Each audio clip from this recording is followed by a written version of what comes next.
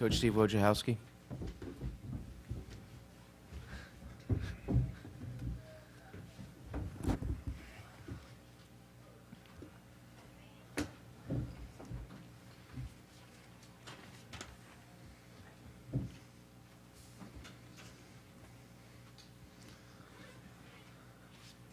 Coach, whenever you're ready. Yeah, obviously very proud of our team.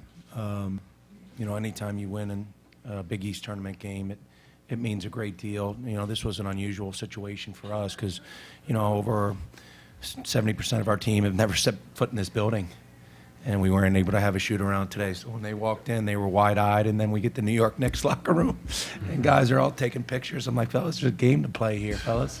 But I thought we started the game overall playing very good offense, and we were able to build a lead because we were sharing the ball offensively. We were able to get our offense in good spots. We were able to drive and attack the basket and get to the free throw line. In the second half, I thought we started off the second half just okay. And then we let up on the defensive end, and you know they're going to make a run. The only pressure they're feeling at that point when they're down 16 is the pressure you apply to them, and we weren't able to apply good enough pressure to them, and that's why they came back. But again, our guys had amazing game pressure on them, and our team responded, especially these two young guys. You know, Henry and Haney. Obviously, Henry was well-deserved Rookie of the Year in this conference. But Haney, along with Henry, these are two of the best young players in America. And we've asked these two young guys from the time that we've recruited them to bear a great deal of responsibility. And that means stepping up and making plays in high-pressure situations. And these guys have done it more times than not. You know, we've been in 13 games where the game's been decided by 5 points or less. We've won 10 of them. And a lot of them have been a result of the plays that these two guys have made. Questions, please. Raise your hand.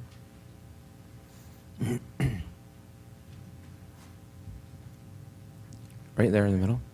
Coach, you were up in points in the paint, 28-16 at the half, and then finished the advantage 44-40. What do you think was working so well for St. John's in the paint in the second half? Well, I thought they drove the ball stronger. I didn't think our on-ball defense. And one of the things our pressure did in the first half was turn them over. In the second half, I didn't think we had the same level of intensity, so they got by us and got the ball into the paint. And then, you know, we fouled a lot, so that took a little bit of our aggressiveness away too. So I think it was kind of a combination of both those things. You know, we have to play our defense hard without fouling. Obviously, there's a renewed emphasis on the emphasis, I guess, because both teams shot a boatload of there's a boatload of fouls called, and that's, I guess, the way this tournament's going to be played, but you have to adjust. Right here, Matt. Coach, you mentioned these two up here. What can you say about Juwan Johnson and the spark that he provided, especially on the defensive end? Well, you know, JJ, you know, I thought he had one of his more mature games. He didn't have our regular season closer at Butler. He wasn't the JJ that we had become accustomed to over the last 6 weeks, somebody that we were dependent on. And we wanted to shake it up a little bit to see how he responded, and he responded in a big-time way. I thought it started with his defense. He got 5 steals. His activity in the first half gave us a huge boost, and I was really proud of the way he responded to the challenge. Adam, in front. Can you just talk about your day a little bit? You win this award, then you come out here and have a big game in this game. And also, is this your first time playing here? What was it like being in the Knicks locker room? Yeah, it's been a long day. We started at our coach let us sleep in a little bit because he knew that, and so it was a later game, and so it was an honor to go receive the award here. It's really special to be named Big East Freshman of the Year, and it's something I got to thank my teammates and my coaches for helping me get that, just help me learn each day and get me better. And then we go back, have pregame meal, and then come here again. And my jersey's in Melo's locker, and that gives me a big smile because that's my favorite player. That's why. So the people he said he was taking pictures of the locker, that was me. Yeah. And then it was a quicker warm up, and so we had just that too. Haney did a heck of a job getting our team started. And then the guards did a great job to get me going. I was struggling a little bit, had a couple turnovers, but my teammates just kept picking me up, kept giving me confidence, and I was able to have a good rest of the game. And so it's been a great day. Any other questions? Marquette, oh, I'm sorry. Didn't know, right? You got Xavier tomorrow. Today, we have Xavier. We have Xavier. We have Xavier today. The mindset going into that game. We're going to pull out the AAU handbook on 2 games in one day and see how to best advance in the Platinum Division. But no, in all seriousness, we'll get back to the hotel late. We'll try to get our guys hydrated, get some food, and let them try to get some rest. In games like this, your adrenaline's pumping. So, we want them to get hydrated and get as much rest as possible. And when they get up tomorrow, we'll do a scouting report on Xavier. They know who Xavier is. Xavier is a team that is capable of winning a national championship. Chris Mack really could be National Coach of the Year. He's done a remarkable job with his team, and they have a number of different weapons. Our guys have played them. We've had our chances against them. We know we'll have to be at our best in order to beat them, and we're feel very fortunate to have that opportunity. Marquette, thank you. Thank you. Thanks. guys.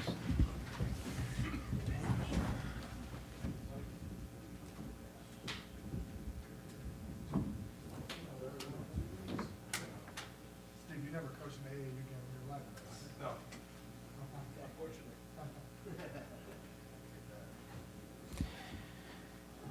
St. John's, bring in Ron Mvuika, Christian Jones.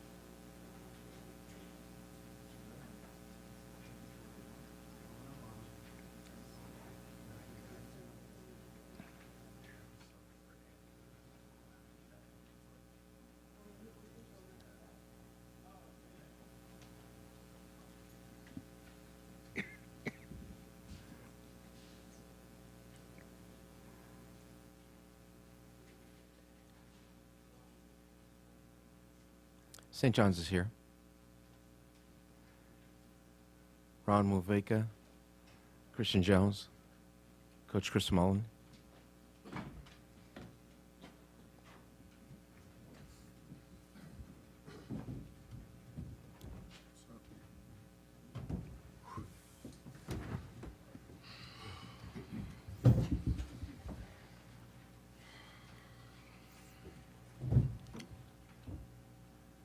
Whenever you're ready, Coach.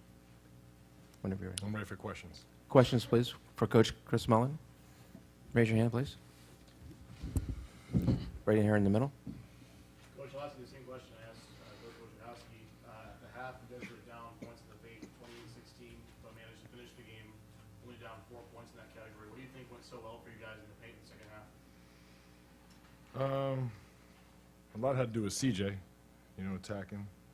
They were switching pick and rolls, and we were getting it down to him. He was doing a good job attacking. And it was a great second half. You know, I thought it was well played. Both teams, they got 50 from the field, 50 from three, high 80s from the line. So I thought it was a well played game. And much like the rest of our whole season, I was proud of my guys' effort. We had a tough first half, regrouped, and just didn't give up. So ultimately, probably the free throw line is where we got beat. But early in the first half, we had quite a few turnovers, unforced turnovers that got them that lead. But I was proud of that performance, and CJ had an incredible game. Ron and DJ and Felix, the guys who were leaving, just told them I was really, proud of them, and me going through my first season. They made despite the record, coming to the gym every day, enjoyable because they work so hard, and so tough season, but tonight was a pretty good way to, especially second half. I thought it was a good half. Greg in front. For Ron, when you made that three for the lead to wipe out the 17-point deficit, can you just describe what you were feeling in that moment when the Gardner erupted like that? I was happy. It was the first lead of the game. I didn't think I was just happy. Make that shot, but they ended up scoring right away, so it didn't last long, but that was about it. But what did it say that you guys were able to come back and 17 down like that? Well, we've been doing this all year. Like, no matter if it was down 2, 19, 20, we always kept fighting, and that's what we did our whole season. That's why I'm proud of my guys, proud of the coaching staff that never gave up on us, and we keep fighting and keep battling all year, and it's gonna pay off next year. It didn't pay off right now, but we came out here and laid it out. So I can go out with my head up. Over here, Howie. Chris, the rest of the coming year season, just being that proud of the guys' effort that regardless of situations like tonight, you got 20 minutes, they're playing like there's still everything there. What, I guess, do you want to be your enduring memory of the season when the guys look back on the season next year, 5 years down the line? What do you want them to remember about this year? Well, I think what they will be remembered for is having a professional, positive energy approach each and every day.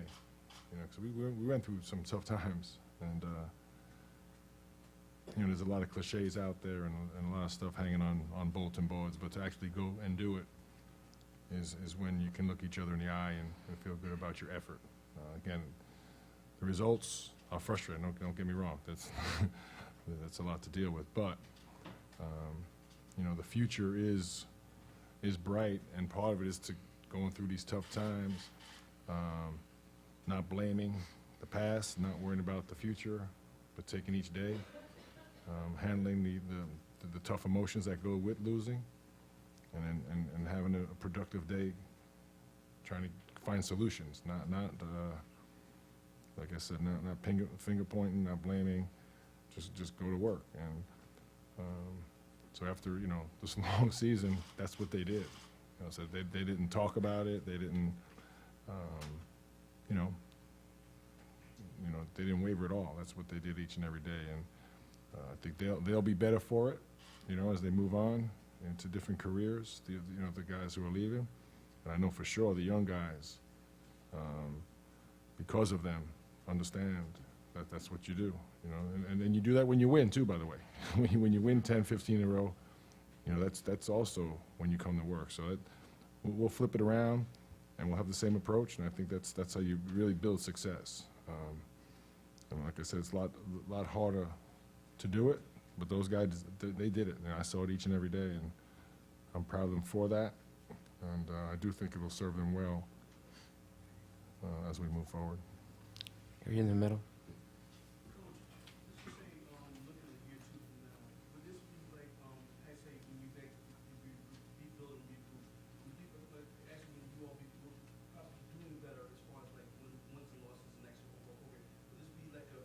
Remember you did